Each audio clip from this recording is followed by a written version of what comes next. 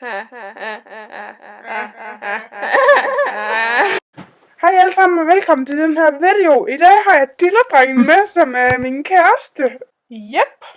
Hvor lang tid har vi egentlig været kærester? Spørg selv. Hold kæft, Niels. Stine Slot. En slot. I dag der skal vi lave en 10 ting, hvad Niels ikke så godt kan lide ved mig. Det her det kan måske godt være en lille bitte smule over grænsen for mange mennesker, men det er jo det, jeg kan. Ja, du er i det hele taget altid over grænsen, ikke godt, Stine?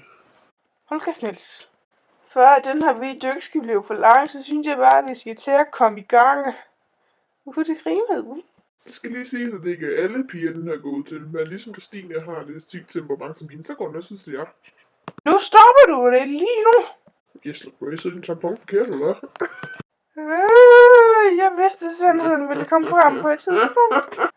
Vil jeg skal hjælpe dig med at kløre, eller hvad er det? Jeg elsker at røre dine slattende bløde pær.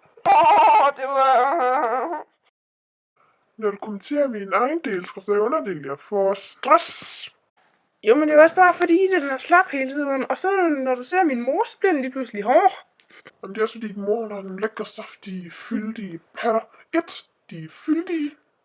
Og de er fyldige. Altså, mine patter, de er jo også meget gode, ikke? Ja, lad os gå videre. Jo, men altså, til gengæld, så kan mine patter, de kan jo kaste sådan på ryggen. Plus så er mine patter jo også bare behåret. Og midt i skoen. Efter vi begyndte at lave oralsex, så er jeg blevet simpelthen så træt af dine kæmpe fortænder, fordi du laver ridser i min pik. Undskyld, hvad sagde du? Jamen, jeg øver mig jo hver dag ikke at bide i en pik. Jeg øver mig sgu også på en plastikdildo.